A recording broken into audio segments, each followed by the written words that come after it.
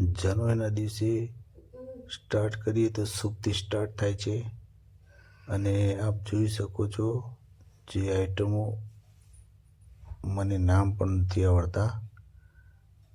અહીંયા તો 32થી 40 જાતની આઈટમ હશે. નામ બી નથી સાંભળ્યા. પાસ્તા, મંચુરિયન, ટોમેટો સૂપ,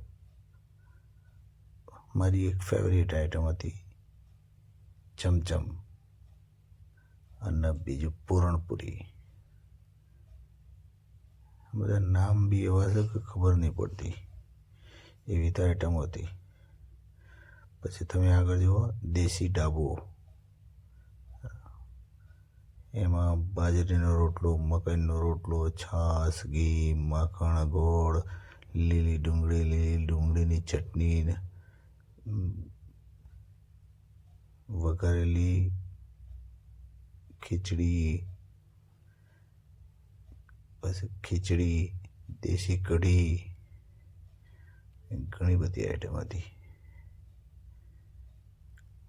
એક નંબર જમવાનું, એક નંબર. આ બધું જ ટેસ્ટ કર્યું હતું, એક નંબર જમવાનું હતું.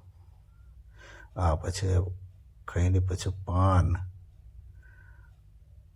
નહીં તો ગાન નહીં, પહેલે પાન फिर गान. શરબત ફ્લેવર જ્યુસ હતા,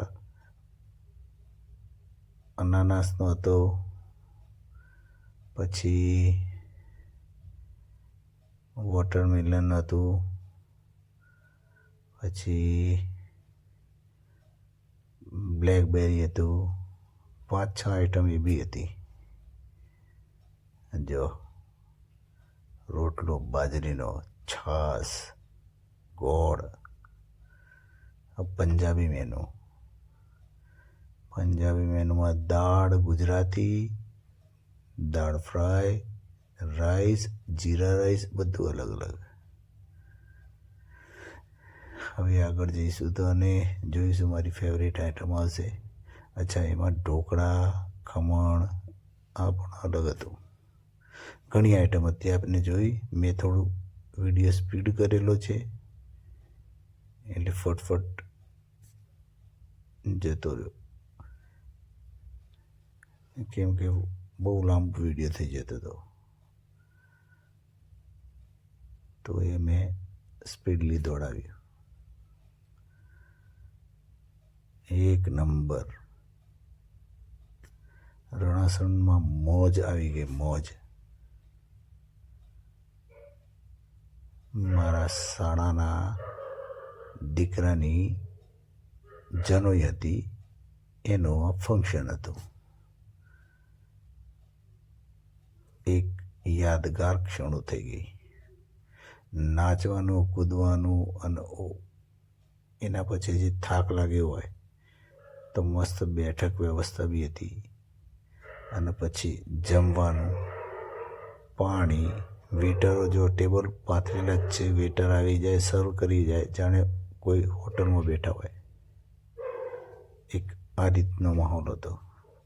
તમે જાતે પણ લઈને બેસીને જમી શકો, પણ આ ટેબલ ઉપર મેનુ મૂકેલું, ટેબલ ઉપર એક કેપ્ટન હોય અને કેપ્ટન આપણે કહીએ એ રીતે એ સર્વ કરાવડાવે. આ જો અમારી આઈટમ ચમચમ, ઢોકળા, મરચાં. અચ્છા, આમાં બીજું એક મસ્ત બીજી આઈટમ મેં જોઈ, દ્રાક્ષનું અથાણું.